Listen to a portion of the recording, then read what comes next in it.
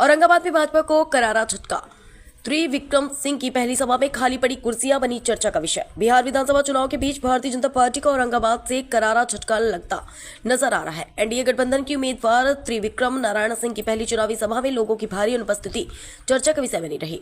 नामांकन के बाद अनुग्रहण नारायण मेमोरियल कॉलेज में आयोजित इस रैली में उत्तर प्रदेश के उप मुख्यमंत्री केशव प्रसाद मौर्य और राज्यसभा सांसद रामनाथ ठाकुर पहुंचे थे।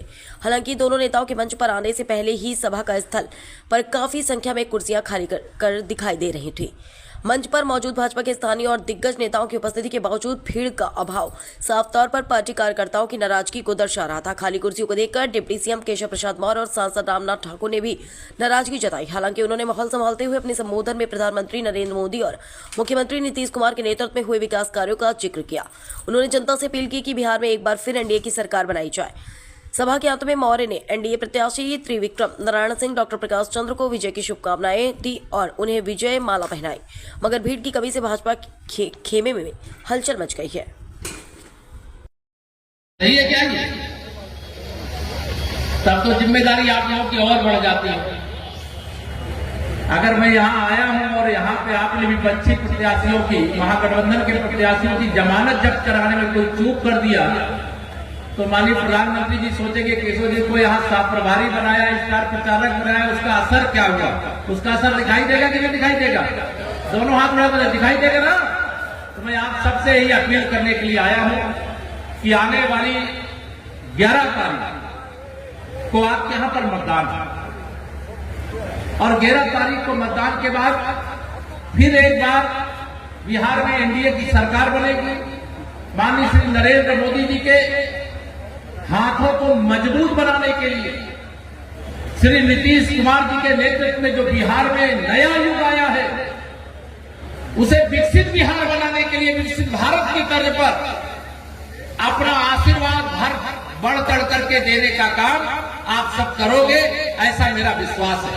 और आप सब से मैं पूछना भी चाहता हूं, क्या बिहार में फिर से कोई जंगल राज की वापसी चाहता है क्या? दोनों हाथ में बताइए, चाहता है क्या? यहाँ पे जंगल राज नहीं चाहिए, यहाँ भ्रष्टाचार करने वाले नहीं चाहिए, यहाँ गुंडागर्दी करने वाले नहीं चाहिए, यहाँ पर माफियाओं की ताकत बढ़नी नहीं चाहिए। मैं आप सब लोगों से यही कहने के लिए आया हूँ कि यह 2025 का जो चुनाव है तो बिहार विधानसभा का चुनाव, लेकिन पूरे हिंदुस्तान की नजर इस समय बिहार के विधानसभा चुनाव में लगी है। आने वाली 11 तारीख को ये जो महागठबंधन बना करके घूम रहे हैं, इनका लक्ष्य क्या है? इनका लक्ष्य अपने परिवार का भला करना है। माननीय मोदी जी का और नीतीश जी का लक्ष्य क्या है?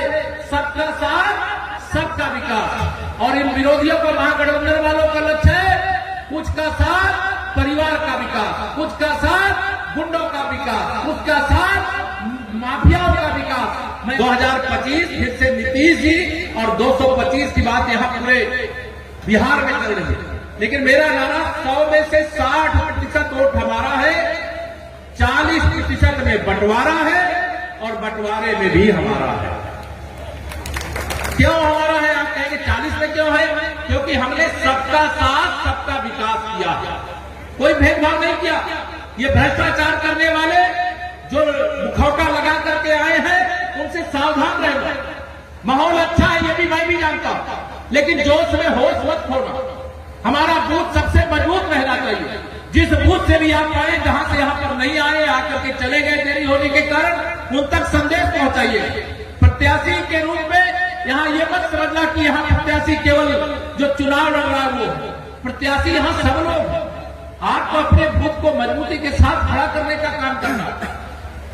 बिहार की आधी आबादी इस समय एनडीए की सरकार फिर से बनाने के लिए क्योंकि संकल्प है, उसने एकदम तय कर लिया है कि हम 2025 में फिर से नीतीश जी के नेतृत्व में बिहार में सरकार बनाने का काम करेंगे और एनडीए को मजबूत करने का काम करेंगे। देश तेजी से आगे बढ़ रहा है। हम विश्व की इस समय चौथी अर्थव्यवस्था, हम तीसरी अर्थव्यवस्था बनने की ओर आगे बढ़ रहे हैं। भारत आज विश्व का सबसे शक्तिशाली देश बनने हर क्षेत्र में आगे बढ़े और हर क्षेत्र में आगे बढ़ेंगे। गरीब के कल्याण के लिए दिल्ली सरकार का खजाना भी, पटना की सरकार का खजाना भी खुला हुआ। युवाओं के उज्जवल भविष्य के लिए कोई कमी नहीं छोड़ी जा रही। महिलाओं के सशक्तिकरण के लिए बड़े बड़े कदम उठाए गए। बुजुर्गों के सम्मान के लिए पेंशन तक की राशि बिहार में बढ़ाई गई। हर घर में 125 यूनिट बिजली फ्री देने का मुझे बताया गया। मैं इसकी बधाई आपको देता हूं। सरकारी खजाने में जो पैसा है उसमें बिहार का, देश के खजाने में जो पैसा है उसमें देश का अधिकार होता और उस अधिकार को पहले वाली सरकारें अगर 1 लाख रुपया आपके नाम पर देती तो उसमें से 15,000 रुपया आपको मिलता, 85,000 की पार्टी के भ्रष्टाचारी नेताओं की तिजोरी में चला जाता। माननीय मोदी जी ने कहा न खाऊंगा न खाने दूंगा, और जिसने भी खाया है पाई पाई वसूल करके देश की भलाई में, बिहार की भलाई में, गरीब की भलाई में लगा दूंगा। यह मोदी जी का संकल्प है। मैं आज कई दिन से यहाँ बिहार में घूम रहा हूँ। मैं पूछता हूँ श्री नीतीश कुमार जी के बारे में, वह व्यक्ति अपने परिवार को अपना परिवार नहीं, पूरे बिहार को अपना परिवार मानता, और ऐसे व्यक्ति के नेतृत्व में बिहार ने जो प्रगति की है उसे चारों तरफ देखा जा सकता है। क्या सड़क मार्ग, क्या रेल मार्ग, क्या हवाई मार्ग, क्या जल मार्ग, चारों तरफ दिखाई दे। 10-10 हजार रुपए की राशि जो हमारी दीदियों के खाते में, जीविका दीदी के खाते में गई है, अगर ये महागठबंधन वाले होते तो 85% खा जाते। दीदियों को 1,500 मिलता और 8,500 रुपया से लालू यादव जी के खानदान के सदस्यों के खाते में चला जाता है। सावधान रहना, लोगों को बताना। ये मैं नहीं कर रहा हूं, मैं आरोप लगा रहा हूं। ये वो श्री राहुल गांधी जी के पिताजी ने संसद में खड़े होकर के कहा कि हम 1 रुपया भेजते हैं तो 15 पैसा पहुंचता, और मोदी जी 2,000 की किसान सम्मान निधि भेजते हैं, दिल्ली से पूरा 2,000 पहुंचता है कि नहीं पहुंचता? कोई बेईमानी नहीं कर सकता। इसे आने वाली 11 तारीख तक जाइए, सब कुछ भूल। याद रखिए, नरेंद्र मोदी, नीतीश कुमार और कमल का फूल। इतना ही निवेदन करके मुझे, क्योंकि हेलीकॉप्टर देर से आया हूं, जल्दी जाना पड़ेगा, लेकिन मैं यह जरूर कह रहा हूं, आदरणीय यहाँ सुशील जी भी बैठे, हमारे जिलाध्यक्ष जी बैठे, हमारे भावी विधायक बैठे हैं, लेकिन आप सबकी अनुमति हो तो इनको मैं विजय की माला पहनाना चाहता हूं। पहना दूं क्या? दोनों हाथ में बताओ भाई, माला लाओ जरा। दूसरे प्रत्याशी कौन है? और एक हाँ, मैं आप सब दोनों हाथ में बताओ। देखो भाई, अब मेरा देखिए, मैं आज तक सार्वजनिक जीवन में कभी भी न तो जनता का, न कार्यकर्ता का, न समाज का कभी सर झुकने नहीं दिया हूं। आप सबसे ये अपील करके जा रहा हूं, भविष्य में भी सर झुकने नहीं दूंगा, और आपके भरोसे पर अगर मैं विजय की माला पहना रहा हूं तो इनको विजयी बना करके पटना विधानसभा में भेजने का वादा करिए। तो पहना, दोनों हाथ वादा करिए, पहना दो।